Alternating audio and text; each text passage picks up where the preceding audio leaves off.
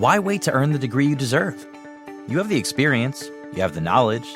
Now's the time to get the credit for the work you've done and earn the recognition you deserve by starting your comeback at Purdue Global. It's time to earn a degree you'll be proud of, a degree that employers will respect. It's never too late. Never too late to come back stronger and move forward in your career. Start your comeback today at purdueglobal.edu, Purdue's online university for working adults. This episode is brought to you by Navy Federal Credit Union. It's a special thing to be a member of Navy Federal because they are a member-owned, not-for-profit credit union that invests in its members with amazing rates and low fees. That's why members could earn and save more every year. Plus, they serve all branches of the armed forces, veterans, and their families. So if you're interested in becoming a member, learn more at NavyFederal.org. At Navy Federal Credit Union, our members are the mission. Insured by NCUA. Episode 333, How to Prioritize Paying Off Student Loans. Welcome to the Frugal Friends podcast, where you'll learn to save money, embrace simplicity, and live a richer life. Here are your hosts, Jen and Jill.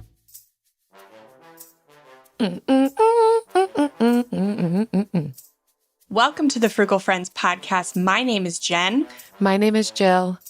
And today is the day that student loan interest begins again on federal student loans. So if you have a federal student loan, this episode is for you. But we didn't want to do an episode just like on debt. Like how traditional, how boring. So vanilla. So vanilla. We wanted to do an episode for everybody who's getting back to incorporating student loan payments into their budget. How do you prioritize it with maybe all the other goals you've had over the past several years, all the other goals that you have now? How does paying off student loans fit into that picture? And that is what this episode is today. If you've listened to this podcast for a while, you know that our typical way of formatting episodes is to look at what is the top search on Google. We will typically ask this question to the internet and pick two of the top articles that come up and give our commentary on that. What do we agree with? What do we think might work better? And that's the typical format for our episodes. However, we're going to take a departure from that today because prioritization is one of the things that we feel we have enough to say without Google. So we're going to run through our views fully, not just curated, but original thought on prioritization and how this fits in with looking at our student loans and maybe other financial goals that you have. Mm-hmm. And this is a topic that we cover pretty deeply in the book that we are writing, which will be out in early 2025. So this is something that we talk about a lot in values-based spending, which is what the book is about. And we will touch on that in this episode. But because today is such, I think, I don't want to say momentous. It's a significant day if you have federal student loans. It's a significant day. We wanted to tailor this one especially for you. But before we get into the good stuff, this episode is brought to you by even better stuff. Ooh. The Frugal Friends Friend Letter Referral Program. That's we need to give that a mouthful. better name, though. Yeah. We're workshopping that name. Basically, if you are one of our friends who gets the friend letter every week, if you're not, go to frugalfriendspodcast.com/friend letter. 3 times a week, we send freebies, we save money saving tips, we send excerpts from the book that we're writing, so about prioritization, values-based spending, all that stuff. And now we want to incentivize you to invite your friends to get the friend letter. So for every friend that you bring into the fold, you are going to get exclusive Frugal Friends merch that you cannot buy anywhere. You cannot buy this stuff. So we've got stickers. Mostly because we couldn't sell it. So true. We have stickers. We have grocery tote bags. We have mugs, t-shirts, sweatshirts. And if you're already on the friend letter, you got to vote on what the designs were on this merch. We picked what your vote said. And currently having my really good friend, Alyssa, who designed all of our branding, she is kind of refining the graphics on this merch. So we are very excited to launch this referral program today. So frugalfriendspodcast.com/friend letter, and your unique referral code is in every friend letter you get. The magic of technology allows it. So you can keep track of your referrals and see how close you are. You just need one referral to get a sticker. Wow. Just one. We do vet the referrals, so we'll know if it's just you using your other email address. We will be able to see that. But I mean, well done. Yeah. But yeah, I get it. I would do that too. But it won't go through. So definitely check the friend letter, start sharing your unique link, and start getting some fun Frugal Friends merch. I'm here for the sweatshirt. Oh, me too. All right. So student loans, if you are interested in these types of unique episodes that we've been doing, which are a departure from our traditional type of episode, then definitely check out the other two we've done. Episode 325, a step-by-step guide to values-based spending, and episode 30, what is the radical middle and how to live it. And then if you are interested in public service loan forgiveness, then check out episode 245. A little bit of the info is outdated, but the gist of it is still relevant. That is our interview with Nika Booth at Debt Free Gonna Be. And you should definitely just follow her on Instagram too, at Debt Free Gonna Be, because you will get all the PSLF info you will ever need from her. So that's if you're doing that. If you have private student loans, you've already been paying them off, but this is still for you. This is still for you. And then federal student loans that you will not be able to get forgiven, especially for you. Yeah. So let's get into how to prioritize paying off student loans. Okay, so we're not going through the headlines as usual, but we are going to talk about just a general overview of what prioritization is, because we think that this is important in a lot of areas of life. So doing a quick overview of that, then discussing debt, and then a discussion on how do we integrate both of those two? Mm-hmm. How do we integrate our understanding of priorities and our understanding of debt? And that'll be how we move through it before we get to our favorite midway part of the episode. You know what we're talking about. Mm-hmm. Okay, but first, prioritization. Jen, what is it? How would you define it? So surface level, it's deciding the level of importance or urgency that various tasks or goals get. For us, we use this refining, deciding question, whatever you want to call it, is what can I do now to make something else easier or unnecessary later? We didn't come up with this. We love the book, The One Thing by Gary Keller. Kendra Adachi over at Lazy Genius uses it. So this is something that is used in the business world. It's used in the home lifestyle world, and we are applying it to financial goals. So what is a financial goal or practice that I can do now, that I can focus on now, that makes other financial goals or tasks easier or unnecessary later? And so some things that you can make unnecessary is when you pay off high interest debt, you eliminate the need for higher incremental raises at your job. So everybody should be getting raises at their job and going for an increase in income. But the longer you stick with your debt, the more you are required to get those raises, the more those raises feel like a weight around your neck. And when you pay off high interest debt and you eliminate those bills, then increases in income down the road are a gift, and you can see them as such. Well, they're not a gift, you work for them, but you can be thankful for them much more than when you have these higher debt payments. So making them almost unnecessary, but still very welcomed and very necessary to pursue. So something like that. Great, but unnecessary. Mm-hmm.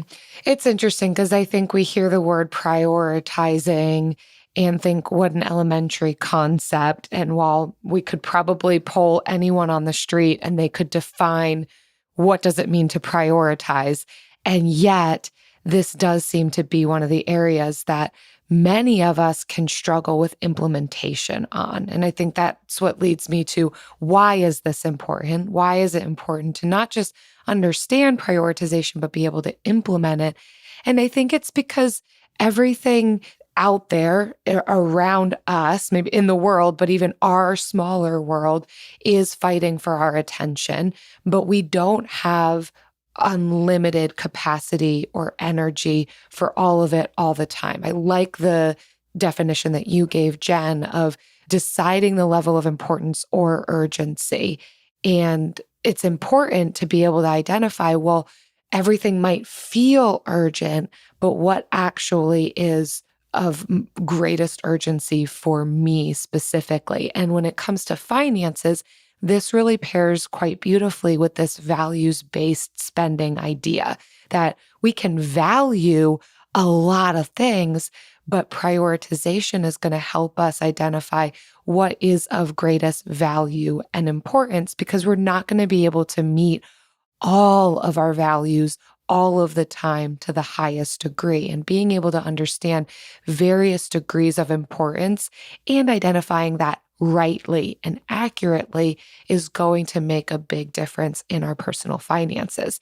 There are dozens of fantastic financial goals, including paying off debt, but different seasons of our life are going to support different goals as we move through that. And we are allowed to change our minds, and our seasons are able to change, but it's going to be this pairing of what season am I in right now? And that's going to include life seasons like being single, married, kids, no kids, but it's also going to be a more fine-tuned season that we can look at as well of what is the actual weather season and what is that demanding of my life right now? What season of work am I in currently? Is there a lot going on for me, or am I finding a little bit more margin? Those types of things are also going to help inform prioritization, values, to what degree we can meet our different values and our different financial goals, even if they're all really great. What's going to be the best one to pursue right now?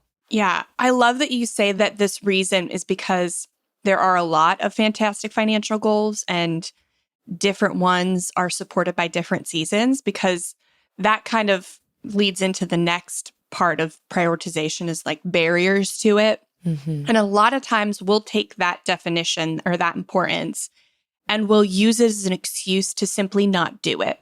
I have young children. I can't pursue this financial goal. I'm single. I can't pursue this financial goal. That is the actual excuse I used to not pay off my student loans, to not even try paying off my student loans when I was single.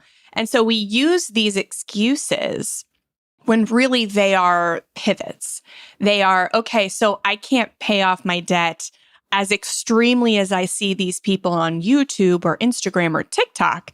But that's not an excuse to say that I cannot try or I cannot focus on it for a time. And so maybe you're on a limited income and it's not student loans time. Like it's not time for that prioritization, but maybe you have $5,000 in credit card debt and it is time for that. We often look at the big picture of our debt and we think it's way too much to try to pay off. If I have to pay off all of this and I have to be totally debt-free, like I'm just not going to do it. When in reality, it's sections, right? Mm-hmm. It can be different debts get prioritized at different times in different seasons, and that's totally okay. So the barriers that we are often faced with in prioritization is simply just using our life circumstances, our life place, our season as an excuse to not do it. It can also be the inaccurate assessment of what's most important or what's going to help make something easier or unnecessary later. I think that question makes the top priority kind of non-important. We think we want to pick the 100% best financial goal at any given time, right? And we're like, I don't know what I should be focusing on. What's most important? It doesn't matter what's most important. It matters what you've decided will make something easier or unnecessary later in your life. And so maybe math-wise, there is a right answer, but it's your life. And math isn't always the right answer. So this question allows you to choose what you focus on, and there is no wrong answer when you use this kind of refining question. I get tripped up on that one a lot in particular. I think I will often feel, at least in regular tasks throughout the day, that I'm going to be better off if I get these low-level tasks done so that I can get freed up to do the bigger task. And in reality, the smaller tasks take up my whole day, and I never make it to the big task that I was planning on getting to from the start, rather than being able to just set those tiny things aside and focus on what actually was most important. And I think this can happen with our finances too. Like, no, I'd rather just save up for this vacation that I want to take in a couple of months versus really going hard at my debt. I think we can apply it to a lot of different areas of life. Yeah. So we take away that fear of there's going to be a wrong thing to focus on. There is no wrong thing to focus on, but you can focus on things you don't actually want to be focusing on. So when we start to pursue goals that are not actually our own, but they are other people's goals for us, that I think is when we can get it wrong. So paying off all of your debt without thinking of the bigger picture, paying off your house without thinking of the bigger picture of your finances and your income, investing 60 to 80% of your income without thinking of the bigger picture. So there are these goals that other people have that they say, oh, everyone should do this. And we think, oh gosh, maybe I should be doing this. No, we have to go through an assessment of our own lives to decide what is the focus. But when you do that, you cannot focus on the wrong thing. Maybe you can reevaluate in a couple months and be like, oh, I actually don't want to be focusing on this. I want to be focusing on this instead. And it doesn't mean those few months were a mistake. It means you needed them to gain the clarity to get to the better focus. And then a few other barriers are getting distracted. So Jill made a note on here, moms cleaning on TikTok. And I don't know what that means, but I'm sure they get distracted.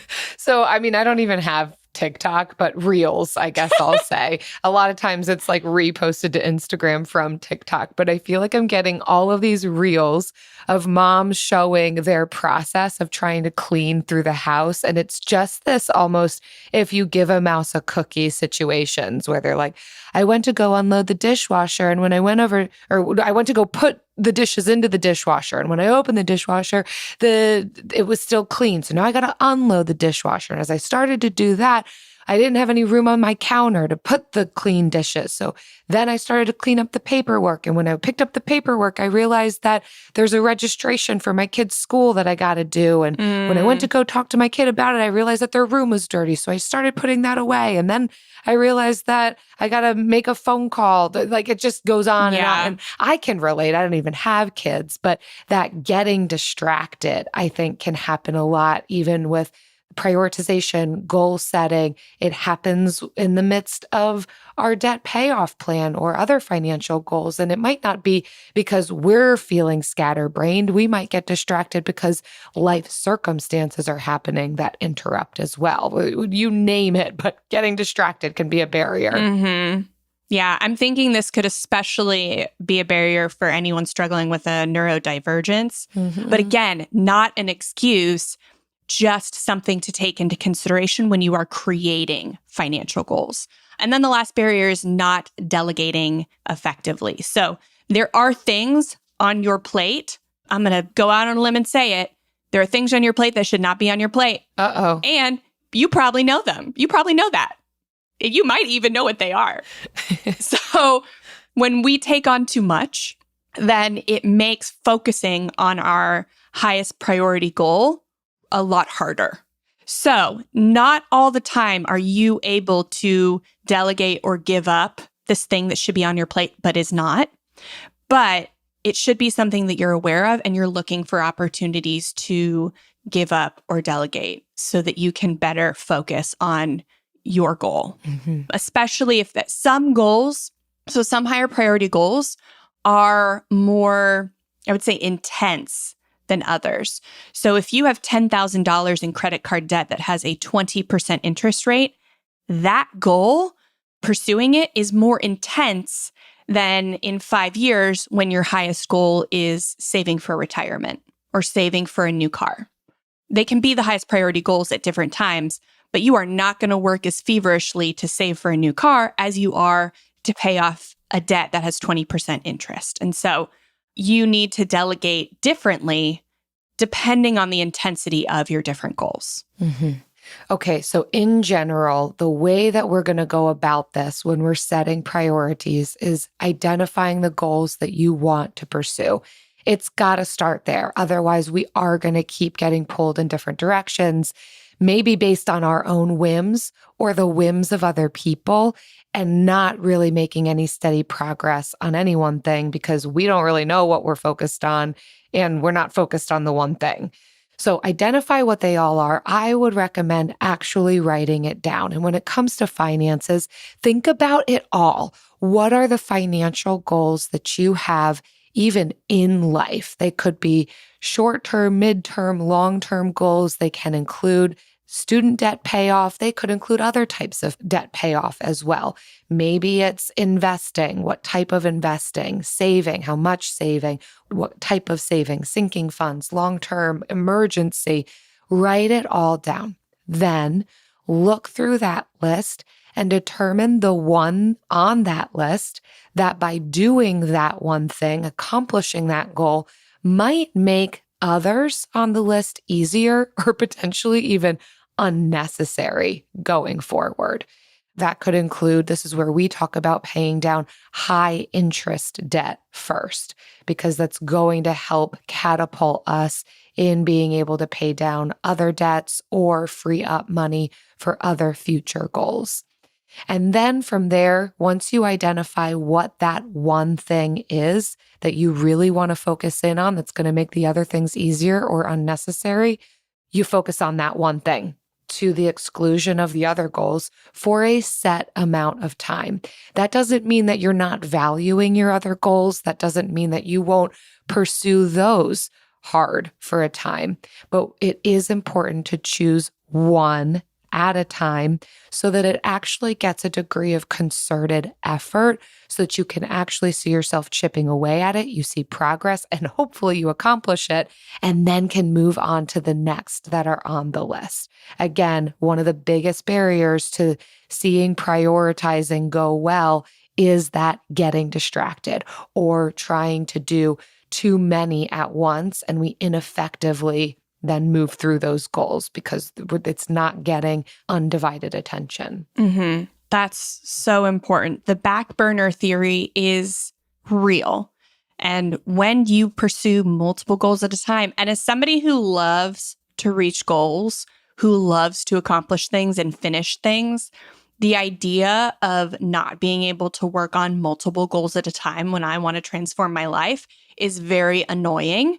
And something in my head where I'm saying, nope, not going to listen to that. Not for me. It is for you. We all have the same type of brain as humans, and our brains have capacity. All of our brains have a limit, a capacity, a limit for mental energy. And we use this to play with our brains, not against them, so that we can make more progress. Well, and I will say that is a worthwhile, the parts of the goal and the prioritization that take concerted effort and thought is where we want to focus on the one thing. This can still mean that automatic savings, automatic investing is still happening while we focus on the one goal. Let's say it's debt payoff. It's not necessarily to the exclusion of that. It's just where our concerted efforts go should be singularly focused. Yeah. So that kind of leads into our discussion on debt, specifically student loan repayment. So we'll talk just a bit about our views on debt before we talk about the integration. But I will say that it's easy to put automatic payments on your student loans. They make that real easy for some reason. So many things about student loan services are difficult, but auto pay does not seem to be one of them. So interesting. But it is the practice of creating margin that you have enough room for extra student loan payments. That is the true difficulty here. Mm-hmm. And it's why we talk about prioritization, because in the day-to-day, when you are making decisions, should I spend on this? Should I do this to earn extra money? All of these micro decisions we make throughout the day will have an effect on our financial goals.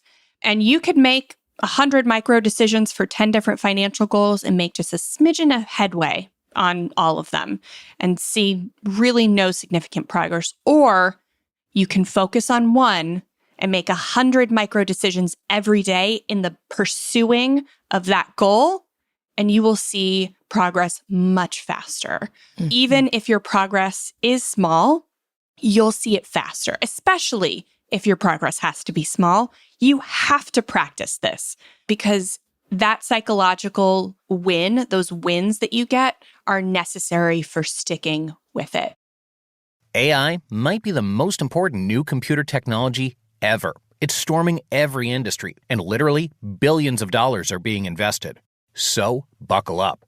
The problem is that AI needs a lot of speed and processing power. So, how do you compete without costs spiraling out of control?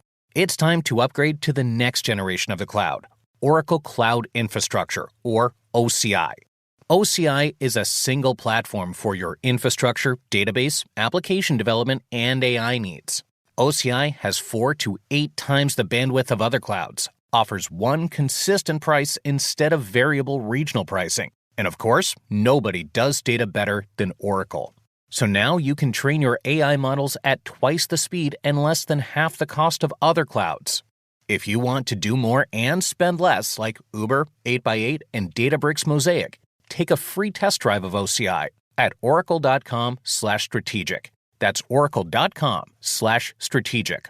oracle.com/strategic. We know New Year's resolutions often don't stick. In fact, on average, they last around 30 days. So if saving money is on your 2024 resolution list, here's a foolproof way to stick to yours. Switch your phone provider to Mint Mobile. For a limited time, wireless plans from Mint Mobile are $15 a month when you purchase a 3-month plan. That's unlimited talk, text, and data for $15 a month. For those of you paying close to $40 a month for just one phone line, this means a savings of $300 over the course of the year. We especially like Mint because all plans come with unlimited talk and text and high-speed data delivered on the nation's largest 5G network. To get this new customer offer and your new 3-month unlimited wireless plan for just $15 a month, go to mintmobile.com/frugal. That's mintmobile.com/frugal. Cut your wireless bill to $15 a month at mintmobile.com/frugal. Additional taxes, fees, and restrictions apply. See Mint Mobile for details. So, student loan debt. Is it good? Is it bad? Well, we don't think any debt is good or bad. I was actually just on Instagram the other day following one of the healthy people that I follow, the gym, I don't know, wellness influencers. That sounds horrible. She's a personal trainer, and she is saying how we have told ourselves that there are good foods and bad foods. And that's how we get into this diet binge cycle, because we eat the quote unquote bad food and then we binge. Mm-hmm. And that's an unhealthy way to live. All food is neutral. Some has a higher nutritional density than others. Some is, near the floor, but some is really high. So that's the same way we look at debt. Debt is neutral. Some of the food we eat is from the floor. Looking at you, hot dogs. So it's the same with debt.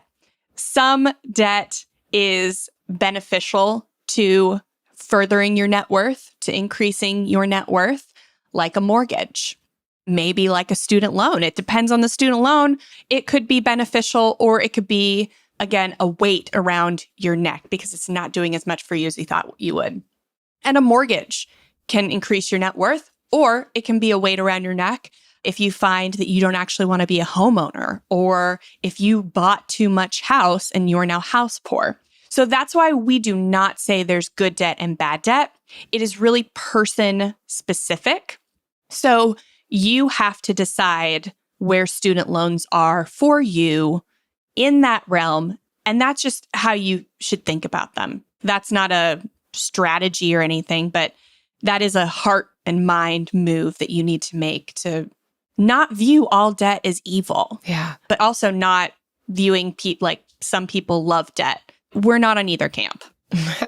This view of debt has been so helpful to me. It's just created so much freedom, not a freedom and a license to, oh, let me go get myself into debt. I still don't like it. I personally don't want to carry a lot of debt throughout my life. My goal is debt freedom. But to take out this emotional, mental weight of it being this bad, wrong, naughty thing to do really helps me in making informed, logical, healthy, helpful decisions for myself. And with this concept in mind, with us looking at debt as neutral, clearing the guilt and shame from it, this helps us to look at it with clear glasses.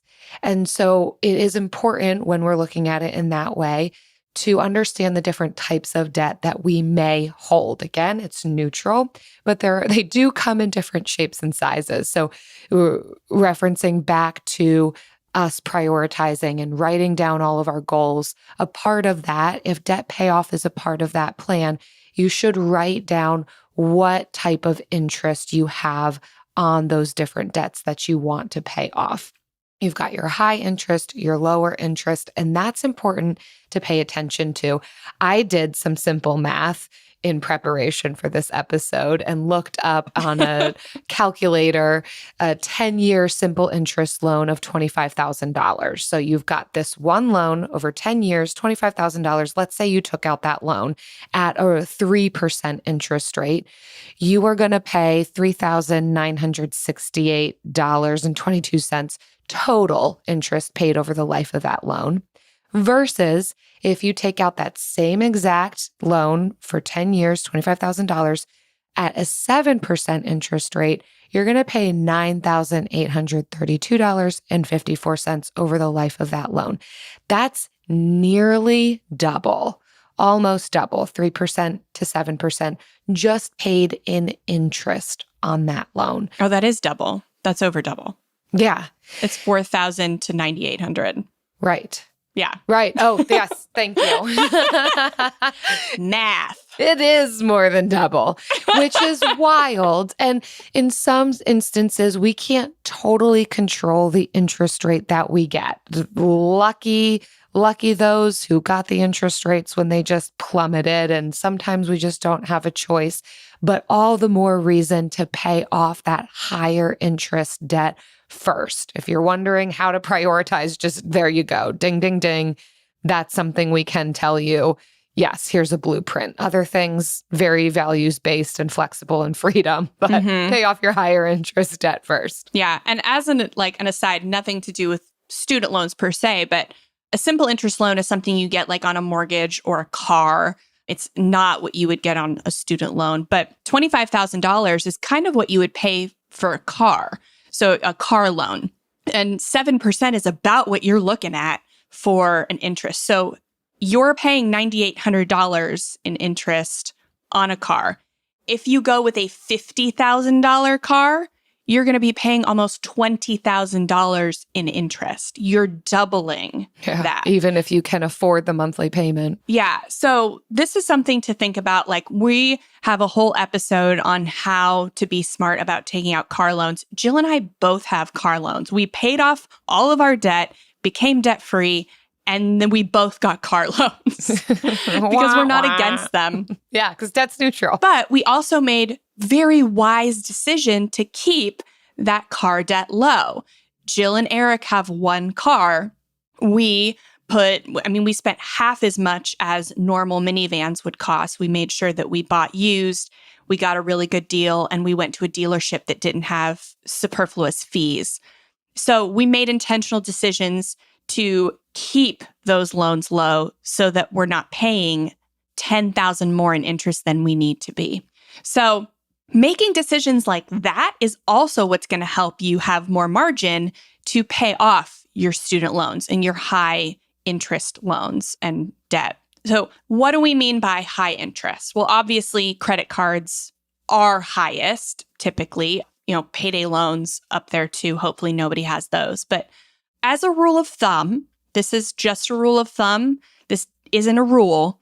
Anything over 10%, we now consider high interest.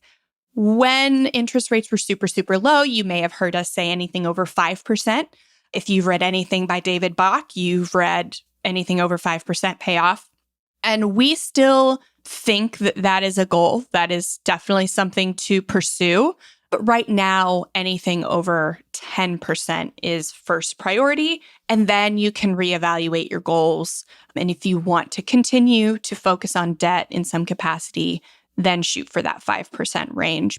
So a lot of student loans, it will depend on where your student loans are. Graduate loans, private graduate loans, probably going to be up there for you. Undergrad, federal might be below 5%. You may have gotten lucky, but it's probably going to be above 5% nowadays. So that's kind of if you want to math. But ultimately, emotional considerations of your debt is going to be what we think is most important. How is it affecting you? Forget the math. Do you feel like your debt is a weight and you want to be rid of it? Pay it all off. Get rid of it. Simplify your finances and just get all of that off.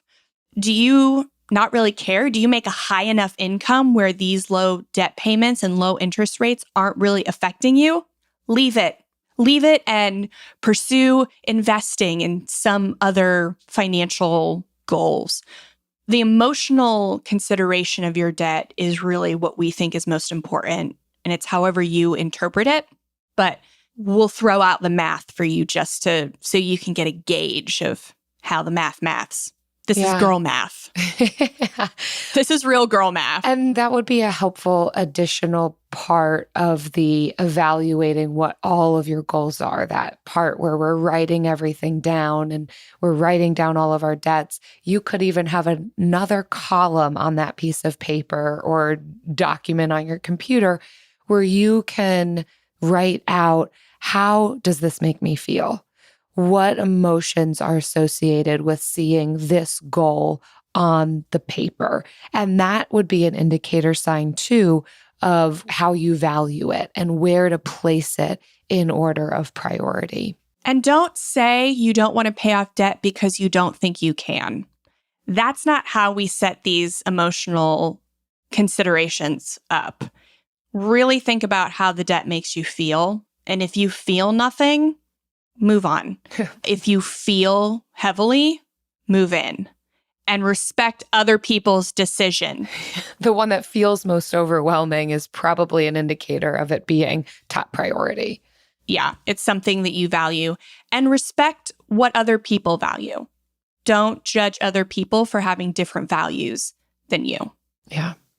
Okay, now we integrate the two. Now that we understand prioritization and what that process looks like, and we understand that debt is neutral, but we want to pay it off, how do we integrate these two things? What if everything's important?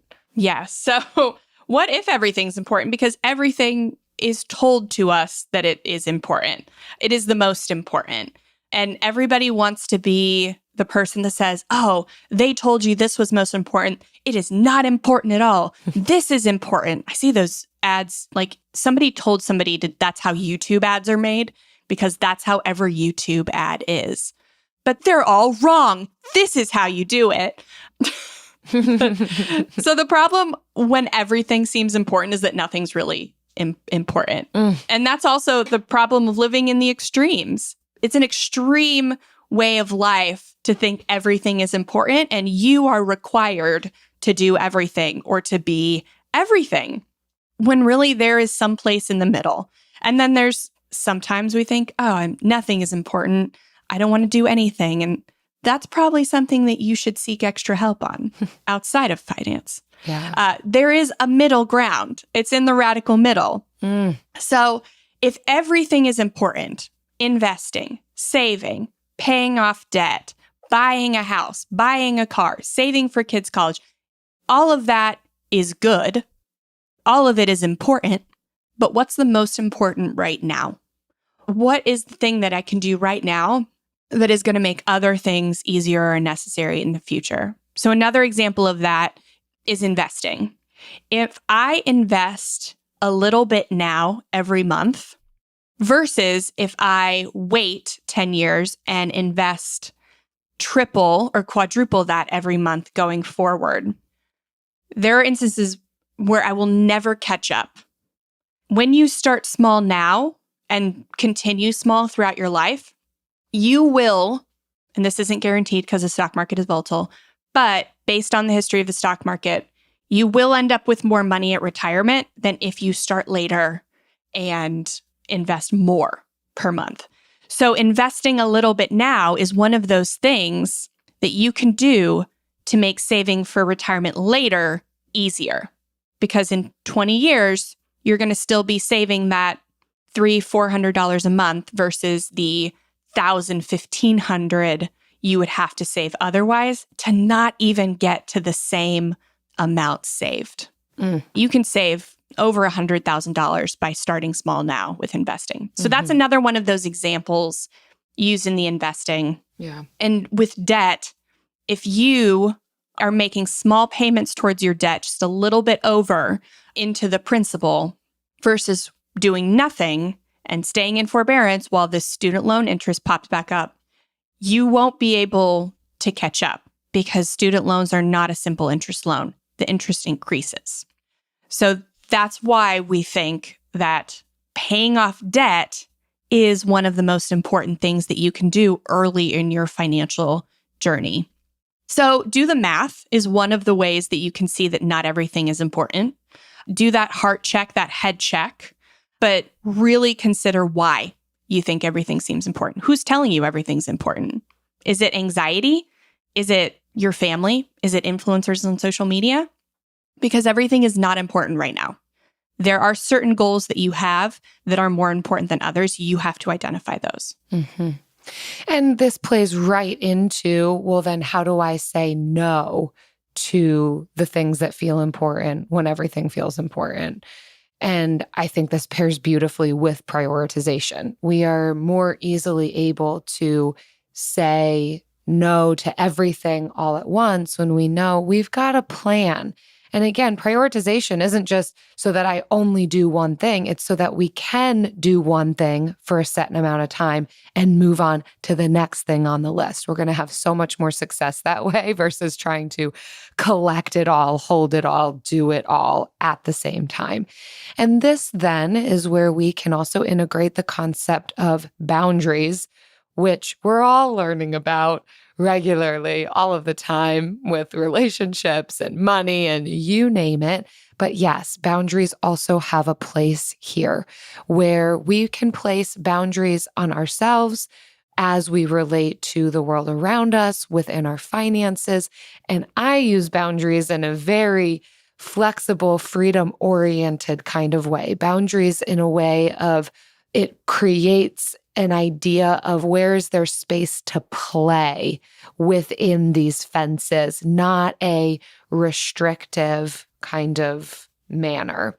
And so when we have a set plan, when we've done the work of I've identified and listed out everything that is important to me, then I did some of the soul searching of what is most valuable for me right now or will make my life easier in the future. We're then more easily able to say no to the other things or not right now. And that's boundaries. That's boundaries 101. Because then we're not so overwhelmed by even the social media influencers who are saying, you need to be putting 80% of your income towards your retirement savings and investing, when we're able to say, oh, I see you. Very glad that you're doing that.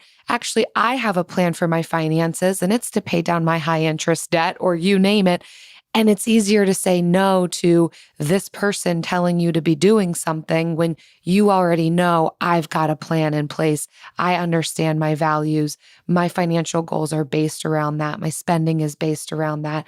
And I am living within these boundaries that I have set. It makes everything else so much easier to say no to. Mm-hmm.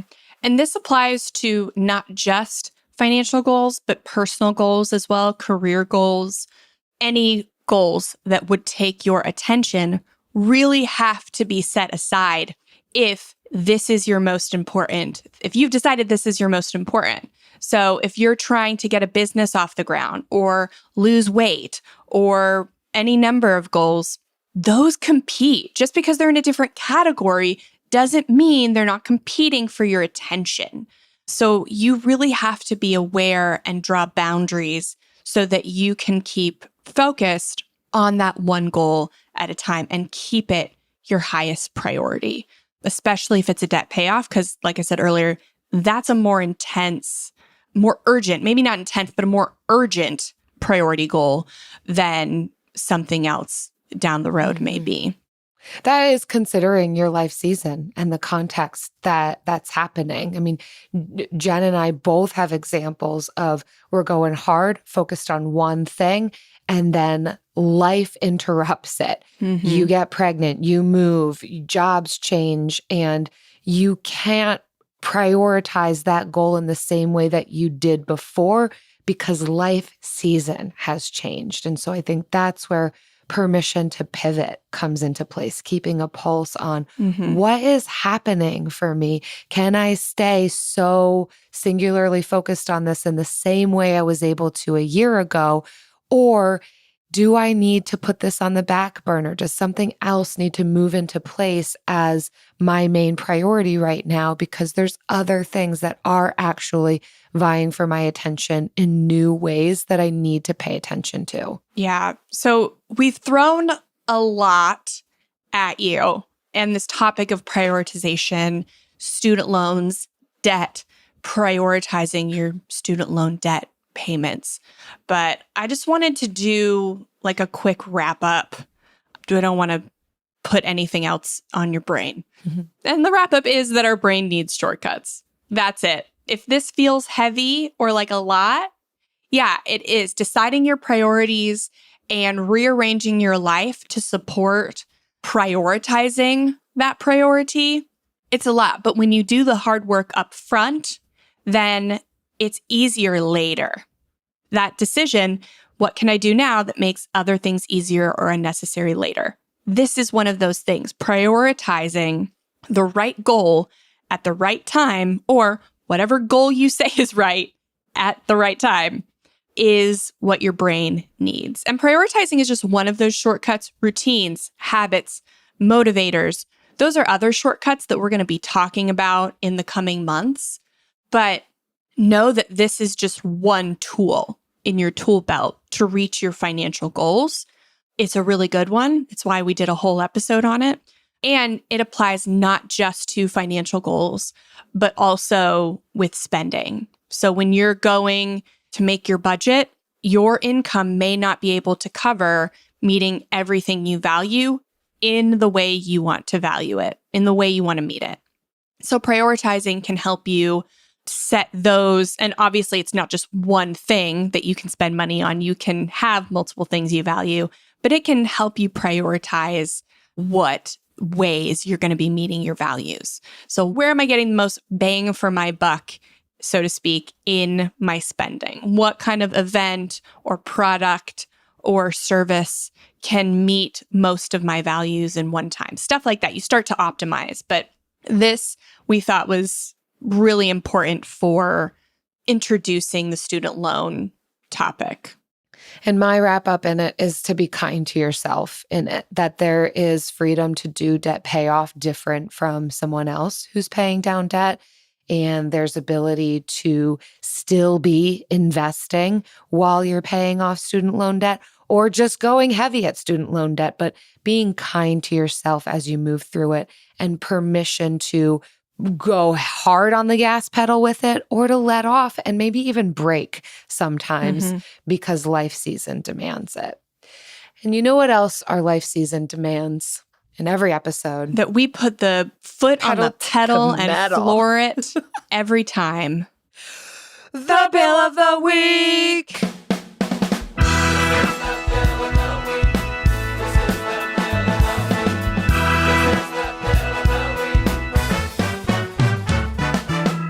That's right. It's time for the best minute of your entire week. Maybe a baby was born and his name is William. Maybe you paid off your mortgage. Maybe your car died and you're happy to not have to pay that bill anymore. Duck bills, Buffalo Bills, Bill Clinton. This is the bill of the week. Hi, Jen and Jill. This is my bill of the week. I recently went in for an oil change to a mechanic that has been seemingly transparent in the past, and spent almost 4 hours at this place for just an oil change and a car report that listed around $2,800 worth of quote-unquote necessary expenses, plus a potential leak. I asked for a list of the urgent items and estimates for everything listed so that I could get a gauge on priority items. The highest on their priority list was also the most expensive, around $1,100. I was feeling so defeated, and then I reached out to another mechanic. This mechanic diagnosed my car and reported it back to me in less time, and I was relieved when he explained that the items the other mechanic had reported were not urgent after all, and were mostly recommended maintenance. Also, my car did not have a leak. This mechanic helped me to distinguish priorities and those items that were not emergencies after all. Further, he completed a couple maintenance items the same day of my appointment, and get this, what I would have paid $900 for at the first mechanic ended up costing me $400. I also got a quote for the top priority item from the first mechanic, and this expense will be $300 less with the second mechanic, and I can schedule this later in the year. Not urgent after all. I am thrilled to have sought this second opinion, which saved me time, panic, confusion, stress, and almost $1,500 of unnecessary expenses. We do not listen to these bills of the week before we the play Twilight Zone theme them. song. I wonder if Goldie listened to it first and put it in here, but it's too perfect that, Gabby, that you are talking about priorities in this episode. Well done getting that second opinion. That's it. I mean, that's how you do it. We cannot highlight second opinions large enough. And being able to have that clear mind to decipher what is urgent. I even quoted you in our show notes, not urgent after all. And sometimes it takes some weeding and teasing apart to identify what's urgent, what needs to be done now, what can wait, how can I plan for the next thing that's on my list that will eventually need to happen. And you have saved money by consulting and getting a second opinion and really giving yourself margin and taking a breather in the midst of it all. I think if you didn't have the wherewithal, this for another person, they could have received that and been like, oh, my car's going to fall apart. Okay, here's all of my money. Do the $2,800 worth of repairs. But your ability to pause, say, wait a second, this might not be accurate. Let me get a second opinion. Let me make a plan for how to tackle these problems in order of urgency. Well done, Gabby. You saved yourself money. You've learned about prioritization, and you've turned around and taught the rest of us. And this is a great lesson in other areas of life too, because sometimes it takes a second opinion from somebody who is a neutral party to help you see what is not important, what can be delegated. Sometimes you want to consult with a financial expert, and sometimes it just takes a close friend. Get second opinions. When you think something can't be done, ask somebody around you how they think it can be done. They're going to give you ideas that you didn't come up with. That is one of the great values of having community on your side in this journey, is that you can seek them out for second opinions. If you've got a bill that effortlessly and flawlessly coincides with our exact episode topic that week, or your name is Bill, visit frugalfriendspodcast.com/bill. Leave us your bill about all the things. We all agree that reducing carbon emissions is a good thing. And once again, Toyota is leading the way. We hear a lot about fully electric vehicles, and Toyota has them, with more on the way. But we also know a BEV is not for everyone, whether it's because of cost, range, or concerns about finding a charging station when you need it. Plus, the raw materials used to manufacture batteries are limited. Enter Beyond Zero, Toyota's vision for a carbon-neutral future, in vehicles and manufacturing plants too, in the years ahead. The materials used to make just one long-range battery for an EV could be used to make batteries for 6 plug-in hybrids or 90 gas-electric hybrids. That's why Toyota's position today is electrified, diversified, empowering you to choose how to reduce your own carbon footprint with the vehicle that's right for you, a hybrid, plug-in hybrid, or battery EV. So shop, learn more, and get details at toyota.com/beyondzero. Toyota. Let's go places. It's never too late. Never too late to earn a degree. Never too late for a comeback. Between your busy career and taking care of a family, it can feel like there's never a good time to go back to school. But your time is now. Time to start your comeback with Purdue Global. As Purdue's online university for working adults, Purdue Global is dedicated to supporting adults like you who know it's time to earn the recognition you deserve. You have the experience, you have the knowledge. It's time to get credit for the work you've done. You can balance work, family, and everything in between while earning your degree. It's time to move forward in your career, for your family and for yourself, with a degree you're proud of, a degree that employers will recognize and respect. You're worth this investment in yourself to earn a degree you deserve. It's never too late. Never too late to go back to school and come back stronger with an education you can trust. Now is the time for your comeback. Start yours today at purdueglobal.edu. Now it's time for the lightning round. Lightning round. Pew, pew. That's a hint at one of those merch things you can get if you join the Frugal Friends friend letter referral program. We're definitely going to come up with a better name. Yeah, there's going to be a better name, but you're still going to have to for sure describe it. And ultimately, it's referring people to the friend letter. Yeah. And as you refer people, We'll get there. you get merch. Yeah. If you want to come up with the name for the referral program, DM me on Instagram at Modern Frugality because I'm open to it. Friends Please. getting stuff. Please. Is what it's called. Friends getting stuff. And stuff for free. Yeah. Friends telling friends about free stuff and getting free things in return. It seems just as long. Yeah. I don't think we're improving. Well, it's a lot of F's though, and that's more fun. Okay, Jen, what was your most effective strategy in staying motivated and focused while paying off student loan debt? I'm going to let you go first, actually, because your name is first on the list. Sounds That's good. the only reason why I'm going to let you go first. It's for sure not because I haven't thought of it. It's absolutely not because of that.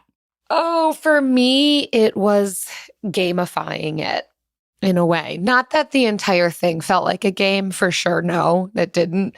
But creating a challenge in my head, making it like a challenge. For the most part, that challenge was, how much can I throw at my debt this month? So I had a baseline for sure. Like I wanted to be paying at least $350 a month. And that was part of my spending plan at the time. And alongside what I hoped to spend on groceries and bills and you name it, $350 every month was going to go towards debt. But of course, then I had a challenge every month to throw as much extra as possible. So those were the years when if someone even gave me $20 for my birthday, that was a ding, ding, ding celebratory. That's going straight to my debt. I'm not saying everyone should do this because there should be permission to be able to spend on yourself and celebrate along the way. But for me, this is what worked. I actually loved being able to say at the end of every month, and here's how much extra I was able to put towards it. And here's the amount of money that decreases over time, or the amount of months it decreases how long we're going to be paying this debt off for because we were able to throw more at it.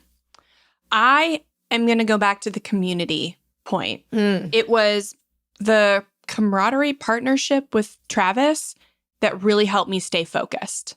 And I have seen for single people, it's social media.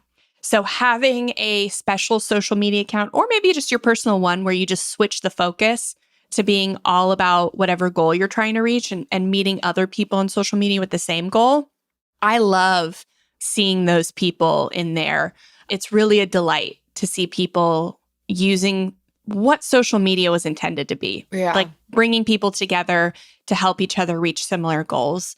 But also for me, I wasn't on social media like that back then. I'm still not on social media like that. Having Travis was that clutch.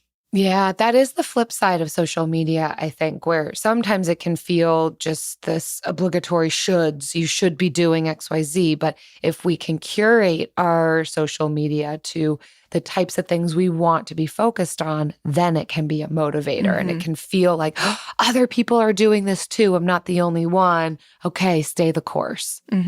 Speaking of staying the course, thanks for hanging with us for this amount of time as we don't go through articles. You just hear our brains spill out verbally. Many of you know we have a membership for our listeners who are paying off debt where we're doing monthly money challenges. Speaking of gamifying and staying motivated and having community, there are accountability groups in there. And we want to congratulate one of our members for a big win. This comes from Emmers N that says, Declutter Challenge win. There was a book club book about minimalism, and it really resonated with me. I'm trying to look at it as lessons learned for the things I can't sell, but knowing that it's taking up space that isn't needed and that someone else can use is a huge motivator for me. This challenge helped spark my excitement again.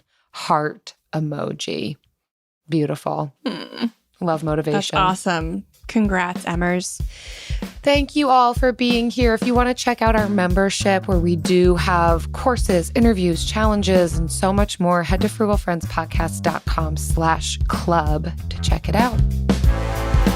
Frugal Friends is produced by Eric Siriani.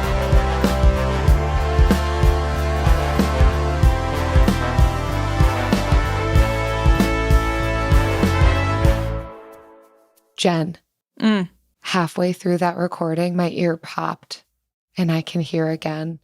Oh, wow. Yeah, because when we started, you couldn't hear out of one ear, and then I muted my mic and I talked accidentally, and you thought you'd lost all hearing. Yes, I did. Yep. I thought that my left ear went too, and that was going to be really tough for recording. I went swimming yesterday. Yeah. I do. As much as it is about talking, it's also about listening. Right. Yeah. I had gone swimming, got water in my ear. It wasn't that bad until I got home and all of a sudden plugged up for now like 18 hours. Oof. But now I can hear in both ears. But now all the talking you just did cured you. Yes. That's I think just an argument. Talk more, listen less. Yeah, right. Well, I think it happened while I was listening, though. Oh. It was while you were talking about prioritizing debt payoff, which is what this whole episode was about. Pierced you. Yeah, I was like, oh, boom, mic drop. Pierced your ears. Mic drop, ear pop. With the best all-inclusive vacation deals to Mexico and the Caribbean, booking your getaway with Cheap Caribbean Vacations means you have more freedom to do your deal. Whether you want to enjoy snorkeling, endless margaritas and more, or simply soak up the sun and sand in a tropical paradise, Cheap Caribbean Vacations has your deal for that. Plan and book the exact getaway you want at exactly the right price for you by using our exclusive budget Beach Finder. Or find a featured all-inclusive package to Iberostar Hotels and Resorts and do your deal at cheapcaribbean.com. Bring home Napoleon. Destiny has brought me here. The action epic from acclaimed director Ridley Scott. What is your name? Napoleon. You are the greatest leader in the history of the world. Witness the rise. You are nothing without me. Of the legend. Starring Academy Award winner Joaquin Phoenix and Vanessa Kirby. I'm the first to admit when I make a mistake. I simply never do. Napoleon. Buy or rent on digital now. Rated R.